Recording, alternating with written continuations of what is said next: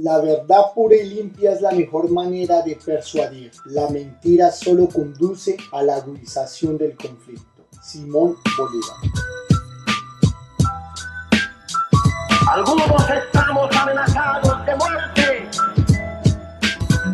por nuestra fidelidad desde cuando éramos jóvenes a la patria,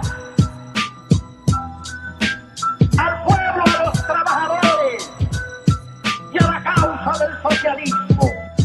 Nuestra voz no callará. No. Somos ese bravo pueblo por el cual Bolívar dio su vida por la libertad. Por la libertad. Y hace rato que nos zafamos de las cadenas y le juramos que no volverá. Juramos que no volverá. Nuestra voz no callará. Bueno, bienvenidos a una nueva emisión de Televisión Alternativa Bolivariana. Esta noche nos encontramos con la compañera Isabel y con nuestro compañero Pedro Nolasco. Bien, compañero Tito, ¿y usted cómo le va? Aquí con un sol terrible, parece que ya no estamos en invierno acá. Eso es gracias a la multinacional. Eso está bien, aunque el clima es el que puede salir lastimado, pero para nosotros es muy agradable. Pero es verdad que estas multinacionales han dañado el clima de una manera. Compañera, lo preocupante es eso. Sí. Compañera Isabel, ¿cómo estás?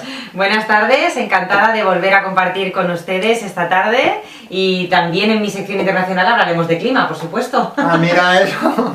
Bueno, vamos a comenzar hoy con el compañero Pedro Nolasco. Vamos a hablar un tema muy importante en Colombia y en el proceso de paz, que son las elecciones. Estas elecciones que pasaron hace 8 días, nos va a comentar los temas, la falta, o sea, te digo yo personalmente como colombiano, que todas estas cosas que vimos esta semana solamente nos permite analizar que para el proceso de paz no da muchas garantías. Pero bueno, explícanos un poco, Pedro, las informaciones que nos traes, el análisis de esta semana referente a estas elecciones.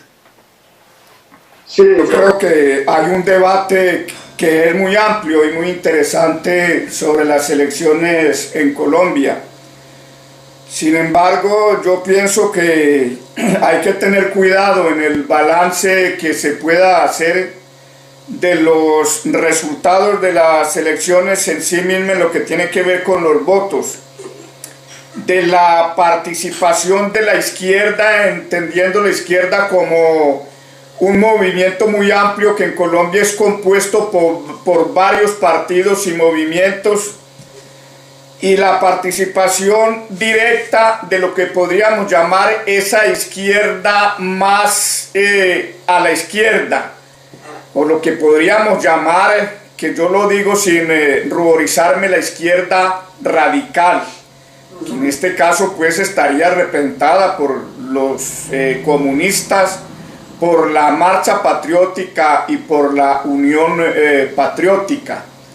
Porque el otro problema que habría que definir en Colombia también es dónde comienza la izquierda y dónde termina la izquierda y comienza los partidos revolucionarios.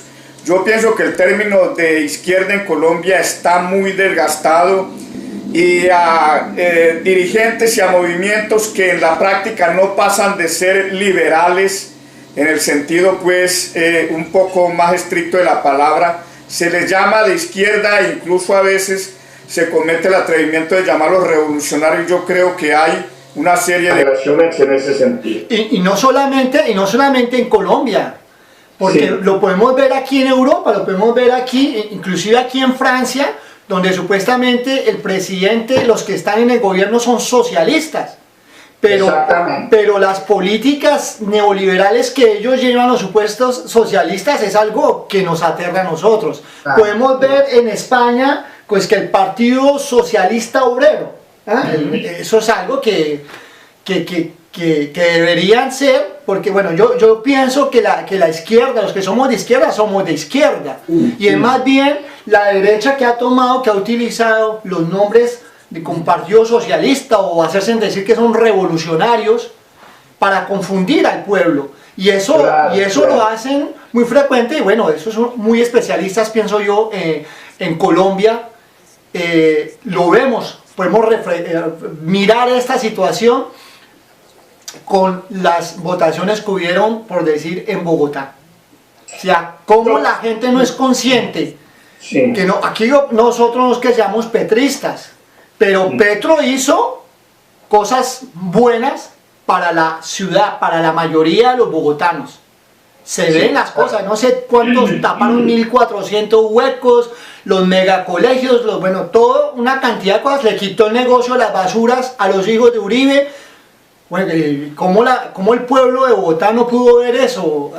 Y más cuando viene ahorita candidatos, tú lo dijiste, Unión Patriótica, el Partido Comunista, la Marcha, que están en esta nueva Colombia. No entiendo. Yo creo que primero que todo el resultado de las elecciones no se puede ver en lo que salió el 25 de octubre. Lo que pasa es que nosotros tenemos que mirar desde el punto de vista retrospectivo.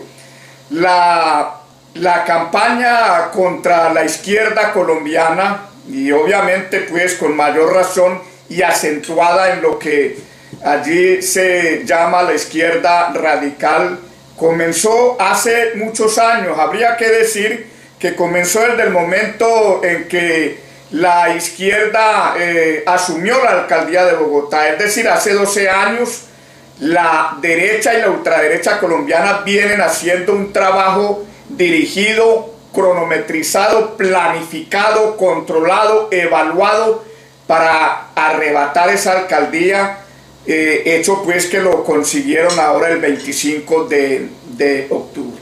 Yo pienso que a eso hay que agregarle además que es una campaña masiva, pero de manera abierta, descarada y cínica, porque allí se unió el gobierno nacional, encabezado desde el presidente de la República, cuando dice, por ejemplo, cuando dijo en muchas oportunidades que la marcha patriótica pues era una cosa allí de la guerrilla de las FARC. Cuando dijo que la Unión Patriótica era lo mismo, y cuando ha dicho siempre que el Partido Comunista pues ha tenido siempre un vínculo y un cordón umbilical con las FARC, o las FARC el cordón umbilical del partido, como se le quiera decir en este caso. La campaña del procurador además viene, todos sabemos, pasó por la investigación a Piedad Córdoba por destituirla de la senaturía, por asesinarla políticamente al declararle 18 años durante los cuales no puede participar como candidata a ningún cuerpo colegiado, a ningún cargo público en el país. Pasó por la campaña de la investigación de la Fiscalía y de la Procuraduría a Carlos Lozano, a Jaime Caicedo, el secretario general del Partido Comunista, y a una serie de dirigentes revolucionarios de la izquierda, y eso indudablemente ha creado una situación muy complicada. Pero a ellos se debe también la campaña que han venido realizando los medios de comunicación, que de manera acentuada además y de manera dirigida colocaron los bafles, los parlantes contra la administración de Gustavo Petro por todos los medios, que yo no los voy a repetir y que ahí están pues en la prensa. Pero eso además está vinculado al hecho de que algunos de los candidatos a la alcaldía de Bogotá, como Rafael Pardo, tenía como esposa a Diana Calderón, que es la jefe de los servicios informativos de noticias de Caracol. Pero aparte de eso, también llevaron allí siempre desde hace varios meses como comentarista política y a los debates de la campaña electoral a la señora Claudia López, la famosa politóloga pues, que estaba apoyando a Rafael Pardo, pero que hace unos pocos años apoyó y fue una cuota burocrática de Peñalosa en la época en que este fue alcalde de Bogotá.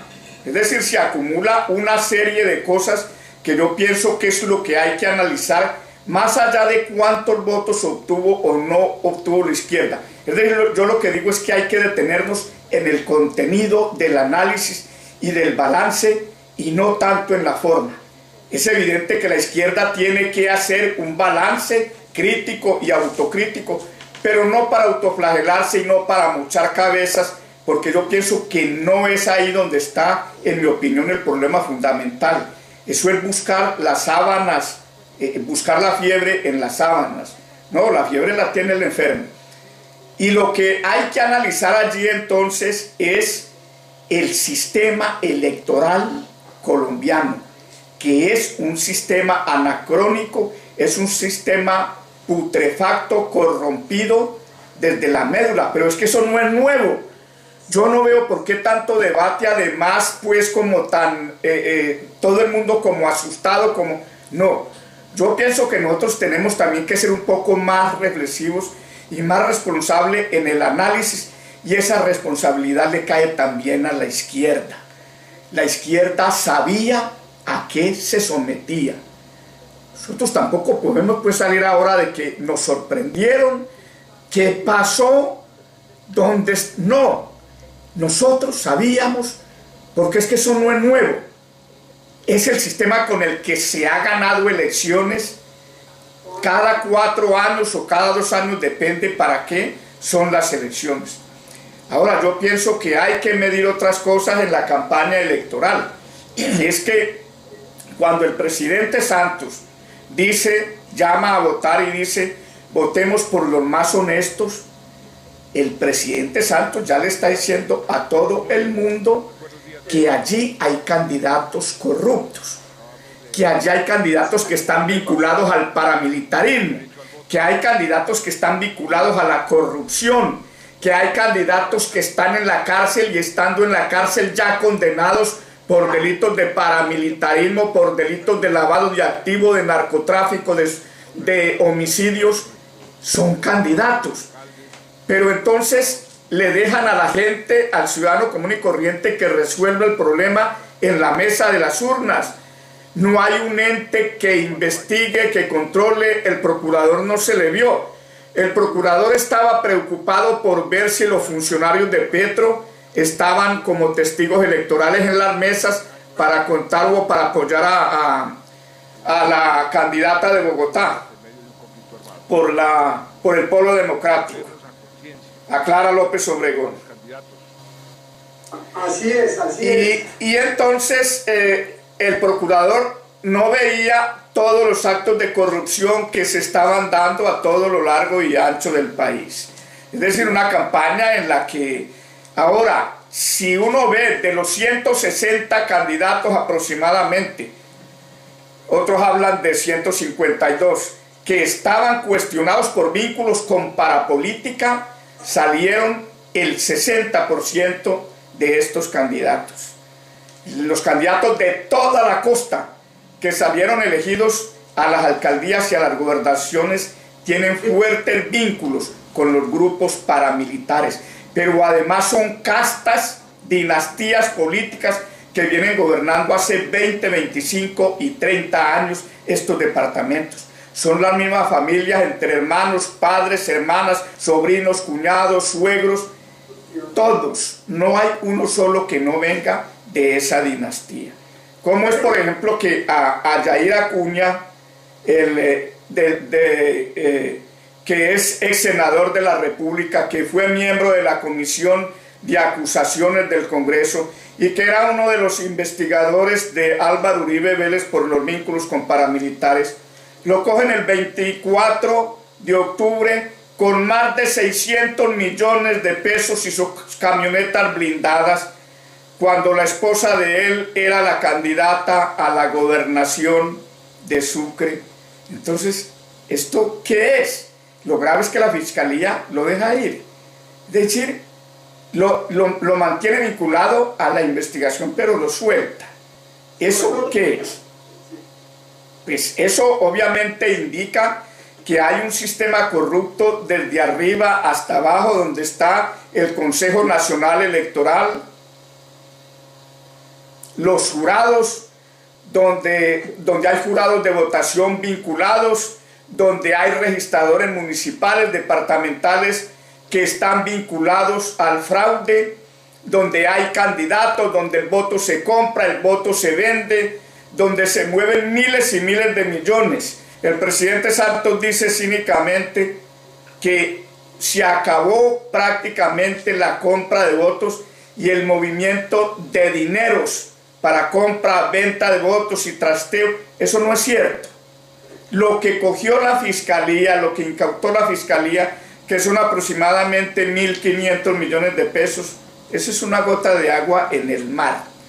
Lo que hay que decir es que ante esa situación, partidos o movimientos como la izquierda, como el caso de la Marcha Patriótica, que viene ahora a participar en elecciones, como la Unión Patriótica, que estaba prácticamente fuera del juego político hace más de 20 años y que vuelve ahora a regresar después de un exterminio masivo en la que perdió más de 5.000 militantes entre asesinados y desaparecidos, entre ellos 2 candidatos presidenciales como Bernardo Jaramillo y como Jaime Pardo Leal, que no tiene los recursos, que no tiene la capacidad, la infraestructura. Pues obvio que es muy complicado de hacer ahora otro tipo de balance en medio de semejante foco de corrupción.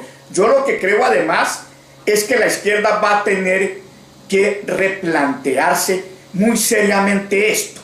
No se trata de no ir a las elecciones, porque esa tampoco puede ser la conclusión ahora en momentos, por ejemplo, en que las FARC posiblemente firmen un acuerdo definitivo de paz el año entrante y obviamente van a participar en política, entre ellos a participar en elecciones. Pero la izquierda tiene que definir si vuelve a una campaña electoral en esas condiciones sin cambiar para nada la estructura de la ley electoral colombiana, porque eso es ir pues al precipicio de seguro. Entonces ese es el balance que hay que hacer. Bien lo dices ahora, Pedro, la responsabilidad de la izquierda. Hoy el gobierno de Colombia dialoga con las Fuerzas Armadas Revolucionarias de Colombia, el Ejército del Pueblo, y iniciando diálogos con el Ejército de Liberación Nacional. Y de esas elecciones nos queda muy claro que la práctica de la corrupción, de la compra y venta de votos, continúa y es preocupante. Pero más preocupante es que la justicia continúa siendo injusta, ciega y sorda, eso sí, cuando les conviene. Y esta falta de lucha contra la corrupción, esta falta de lucha por una verdadera democracia por parte de las instituciones gubernamentales, por parte de sus responsables políticos, jurídicos, no ayudan en nada a dar confianza a los movimientos insurgentes que han demostrado su participación en la vida política sin la utilización de las armas. La guerrilla lo ha dicho, nosotros dejaremos de utilizar las armas para hacer política, pero hasta el día de hoy el gobierno de Colombia no ha dado aún una declaración que diga que no utilizará las armas para hacer política y a los grupos paramilitares para aterrorizar a la población. Gestos de paz se necesitan. ¿Para qué, por ejemplo, hay que esperar hasta el 16 de diciembre para un fuego bilateral? Si se puede evitar más muertos desde hoy, el gobierno debería de no estar presionando a la guerrilla de que ellos abandonen el cese al fuego unilateral. Pues no va a ser que con sus ataques, sus asesinatos, detenciones, bombardeos, se les exija a la guerrilla de continuar un cese al fuego unilateral. Aparte del mensaje que le envía a los guerrilleros del Ejército de Liberación Nacional, donde se está comenzando diálogos con este movimiento. A mí me preocupa mucho además los resultados en general, porque estas elecciones eran fundamentales, porque es que los alcaldes, los concejales son los que van a implementar los acuerdos en cada una de estas regiones y municipios, los que van a manejar los grandes presupuestos, tanto nacionales como los presupuestos que van a llegar de ayudas exteriores, de lo que irá a dar la ONU, lo que irá a dar la Unión Europea, el gobierno norteamericano, para los proyectos de lo que llaman el posconflicto. Entonces uno se pregunta si esos son los que van a implementar los acuerdos de paz, el acuerdo agrario, los proyectos de la implementación en el cambio de la tierra, la reparación a las víctimas, la elaboración de políticas desde el municipio, desde las veredas, desde los corregimientos, en los departamentos de abajo hacia arriba, para colocar a un país a que se reconcilie, los elementos para una nueva democracia, porque es la democracia colombiana la que se tiene que reconciliar con el pueblo colombiano y no el pueblo colombiano el que se tiene que reconciliar. No es el pueblo colombiano el que se tiene que reconciliar con el Estado, es al contrario. Pero si esto es así, como los grupos vinculados a los paramilitares, que fueron los que ganaron en toda la costa, no hay un solo gobernador que haya sido elegido o un solo alcalde en la costa que no tenga vínculos con los grupos paramilitares. Y en el resto del país, entonces uno dice, en el resto digo prácticamente casi todo, no estoy diciendo todo, pero en el resto del país evidentemente también. Si estos sectores, que son además sectores muy de ultraderecha, muy reaccionarios, pues uno no ve perspectivas en ese sentido. Pero lo que más le preocupa, al menos a mí me preocupa mucho, que el país se alegre por eso. Es decir, que los medios de comunicación se alegran de eso, que la dirección del Partido Liberal, la Unidad Nacional, que es la que acompaña y sostiene pues allí a Santos, se alegra de eso. Y medios como por ejemplo RCN, Caracol, dicen, se derrotó la izquierda en Bogotá, perdió la izquierda y ganó Bogotá. ¿Qué es eso? ¿Qué mentalidad es esa? Hombre, ese no es un país que está preparado para la paz y para la reconciliación.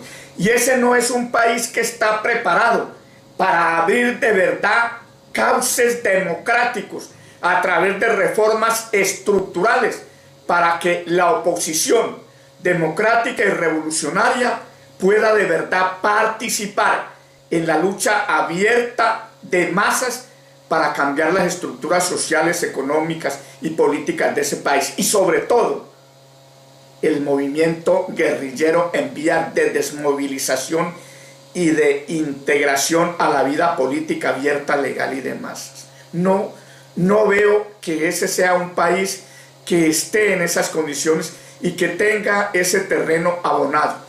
Ahora, lo que a uno le preocupa es eso, esa macartización perversa, envenenada, ponzoñosa contra la izquierda. ¿Perdió la izquierda? No, la izquierda no ha perdido.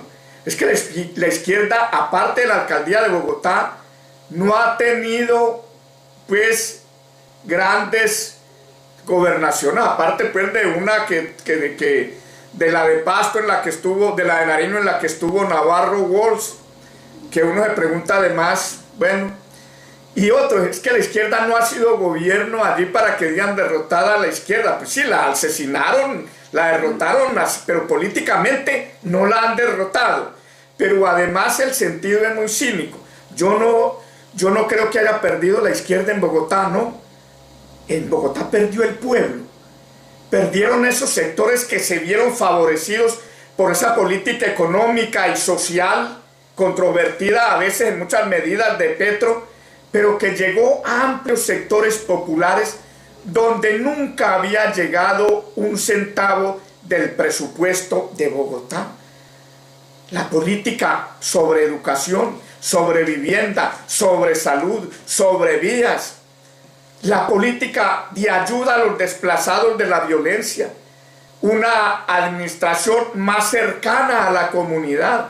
Esos fueron los que perdieron, los sectores más populares, no la izquierda. Y a mí me parece que entonces el lenguaje está tan desfigurado que es un país de verdad que no es viable. No veo cómo además algunos estudiosos se atreven a hablar ya de posconflicto, cuando uno lo que ve es que en vez de que nos acerquemos a un posconflicto, si quieren la reconciliación, pues para no hablar de los grandes cambios estructurales, uno no lo ve, uno no lo ve. Por el contrario, pero el Estado nunca hizo el esfuerzo además para que la marcha patriótica, la unión patriótica, el mismo polo democrático pudieran participar en condiciones más de igualdad y más equitativas en esta campaña electoral. La campaña contra Clara López fue mortal, fue de acribillada fija. Entonces tampoco uno puede, ahora evidentemente la izquierda ha cometido errores, nosotros hemos cometido errores, pero yo pienso que eso, en mi opinión, siendo autocrítico, no es lo fundamental en el análisis y en el balance de la campaña electoral.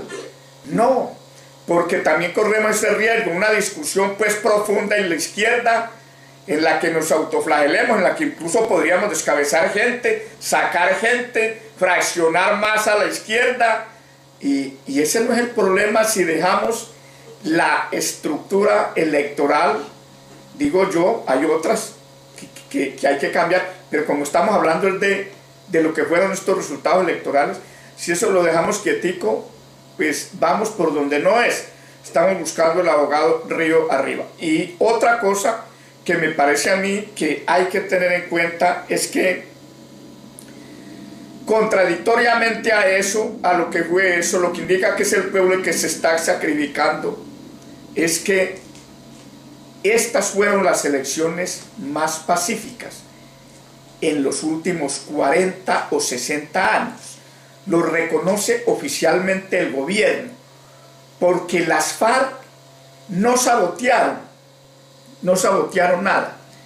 Yo pienso que las FARC no han sido fundamentales en el saboteo a otras elecciones anteriores, pero si de pronto hacían por ahí alguna escaramuza, entonces eso tapaba la corrupción oficial y de los partidos tradicionales y corruptos en la compra y venta de votos, en los candidatos que si nadie los avala, pues recogen las firmas, mueven miles de millones y recogen las firmas y llegan allí. Cuando usted compra un voto, cuando usted trastea un voto, cuando vende un voto, cuando a los miles y miles de difuntos los ponen a votar con esas cédulas de los muertos, uno no puede esperar que ese alcalde o que ese gobernador elegido en esas condiciones no siga la cadena y el hilo, el círculo vicioso de corrupción, de matón, de asesino, de delincuente, porque es eso, y no puede haber otro nombre allí desde ese punto de vista. Cuando esos candidatos están ligados al paramilitarismo, a las masacres, a los crímenes, a sacar al opositor a fuego y sangre, pues yo no creo que se pueda esperar mucho distinto a eso en las condiciones en que han quedado las elecciones allí. Lo que uno se pregunta además y los temores que uno tiene es ¿a qué entonces el movimiento popular y la izquierda colombiana le va a caminar con seguridad y sin vacilaciones? Porque uno ve que acaba de ir una nueva comisión del Congreso colombiano a tratar de convencer a las FARC de que no es una asamblea constituyente, sino que es una reforma normal a través de este Congreso allí, que legislaría para legalizar los acuerdos con la FARC, porque yo no veo, y eso es lo que hay que definir, a través de qué mecanismo de participación del pueblo colombiano se va a refrendar esa constitución. Las cosas que se van a reformar radicalmente allí para poder que esos acuerdos de paz se implementen y que pueda haber una participación democrática de la población con garantía de elegir y ser elegidos, y con garantía de poder implementar unos acuerdos de paz, sobre todo en las reformas económicas, sociales y políticas que puedan cimentar el piso para una paz y una reconciliación con justicia social. Muy bueno el análisis. Además, yo hago involuntariamente, supongo, la paralelización con el proceso de transición política que hubo en mi país, que hubo en España. Una vez muerto, me ha hecho pensar algunos datos que ha dado Pedro sobre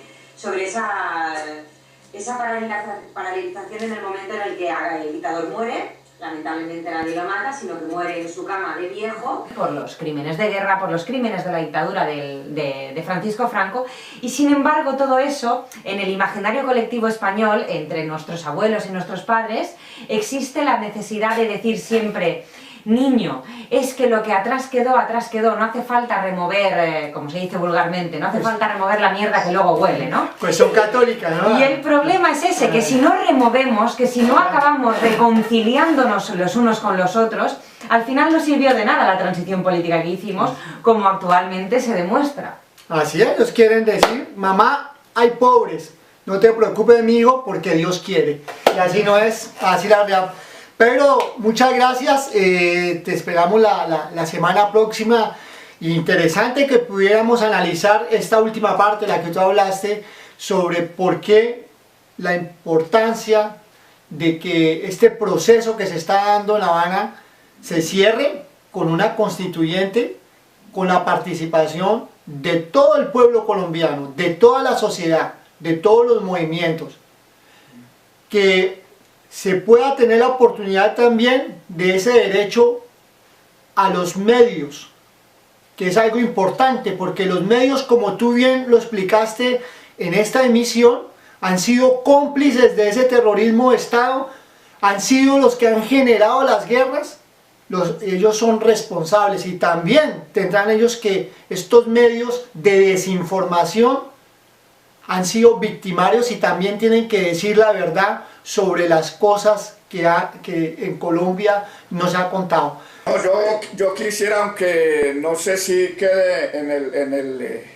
balance después, yo pienso después de todas maneras escribir un artículo más ordenado sobre toda esta cosa, porque no alcanzo, la tengo ya muy procesada, pero no alcanzo no se alcanza a digerir en el tiempo de un programa de estos.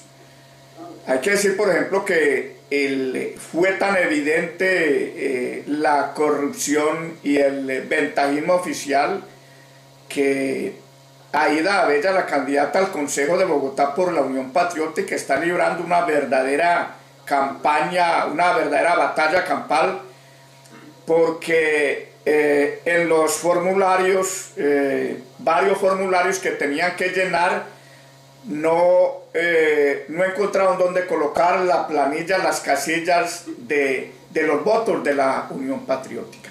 Y han rescatado ya 5.000 votos en el reconteo de la votación, y Aída Abella y la Unión Patriótica se vieron en la obligación, además, de entutelar a la Registraduría Nacional para tratar de rescatar los votos y tratar al menos de salvar la curul, porque es evidente que con la ley repartidora, además, hay una cantidad de partidos más pequeños que se quedan atrás, y que muchos movimientos o partidos que tienen menos votos logran elegir concejales en esas condiciones, quedándose movimientos con muchos más votos, porque es una ley electoral pues hecha obviamente para que ellos ganen y nosotros perdamos.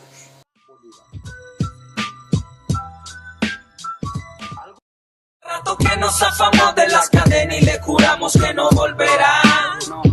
Juramos que no volverá. Nuestra voz no callará.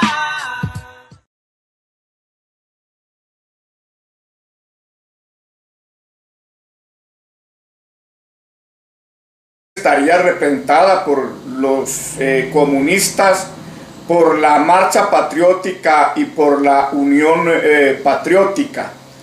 Porque el otro problema que habría que definir en Colombia también es dónde comienza la izquierda y dónde termina la izquierda y comienza los partidos revolucionarios.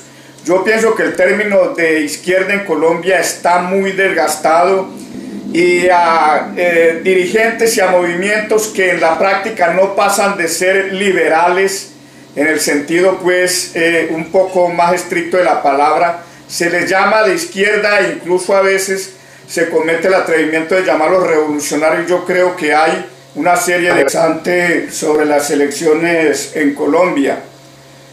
Sin embargo, yo pienso que hay que tener cuidado en el balance que se pueda hacer de los resultados de las elecciones en sí mismas, en lo que tiene que ver con los votos, de la participación de la izquierda, entendiendo la izquierda como un movimiento muy amplio que en Colombia es compuesto por varios partidos y movimientos, y la participación directa de lo que podríamos llamar esa izquierda más a la izquierda, o lo que podríamos llamar, que yo lo digo sin ruborizarme, la izquierda radical. En este caso pues es... La verdad pura y limpia es la mejor manera de persuadir. La mentira solo conduce a la agudización del conflicto. Simón Bolívar. Algunos estamos amenazados de muerte por nuestra fidelidad desde cuando éramos jóvenes a la patria, al pueblo, a los trabajadores y a la causa del socialismo. Nuestra voz no callará. Somos ese bravo pueblo por el cual Bolívar dio su vida por la libertad. Y hace rato que nos zafamos de las cadenas y le juramos que no volverá. Juramos que no volverá. Nuestra voz no callará. Bueno, bienvenidos a una nueva emisión de Televisión Alternativa Bolivariana. Esta noche nos encontramos con la compañera Isabel y con nuestro compañero Pedro Nolasco. Bien, compañero Tito, ¿y usted cómo le va? Aquí con un sol terrible, parece que ya no estamos en invierno acá. Eso es gracias a la multinacional. Eso está bien, aunque el clima es el que puede salir lastimado, pero para nosotros es muy agradable. Pero es verdad que estas multinacionales han dañado el clima de una manera. Claro. Compañera... Lo preocupante es eso. Sí. Compañera Isabel, ¿cómo estás?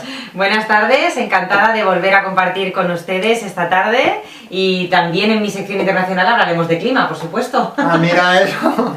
Bueno, vamos a comenzar hoy con el compañero Pedro Nolasco. Vamos a hablar un tema muy importante en Colombia y en el proceso de paz, que son las elecciones. Estas elecciones que pasaron hace 8 días, nos va a comentar los temas, la falta, o sea, te digo yo personalmente como colombiano, que todas estas cosas que vimos esta semana solamente nos permite analizar que para el proceso de paz no da muchas garantías.